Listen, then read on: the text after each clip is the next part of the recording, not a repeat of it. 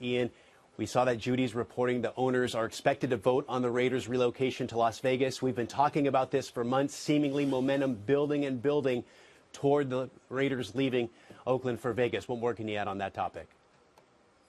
Yeah, and similar to what Judy was hearing, from my understanding, there are very, very few no votes. There's little opposition toward the Raiders going to Las Vegas in a couple of years, that is, but at least getting the 24 necessary yes votes in Arizona. You're right. Expectation is that it's going to be Monday, and there are several things here that are in the favor of the Oakland Raiders. When I talk to league sources, high-level league sources about this to try to gain an understanding of what put the Raiders in this position, there are several things. First of all, the good faith that owner Mark Davis has acted in. He really has kept things under wraps. He has essentially worked behind the scenes, hasn't made a huge show of this publicly, but really has done right by the league and making sure that Oakland had every chance to keep them, and then going out and seeking his own opportunity here.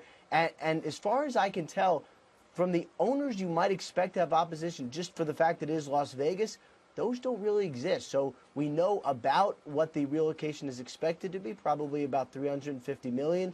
We know there is a site just off the Strip, kind of near the airport in Las Vegas.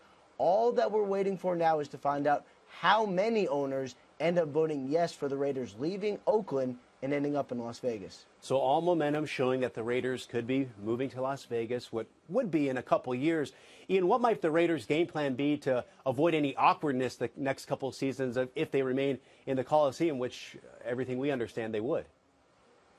Yeah, it seems like they would for at least 2 years, maybe 3 years, but they hope it's just 2. Then they eventually move to a temporary facility in Las Vegas, and then finally their firm, big-time facility in Las Vegas that they would share on some level with UNLV. But a lot of the optimism here goes back to the fan base. Yes, we've seen teams announce they're leaving and seen fans revolt and essentially just go against the team. That is not expected to happen just because of a couple factors. First of all, the Raiders are good, and they probably, just based on the roster and the coaching staff, the infrastructure, will be good for a long time.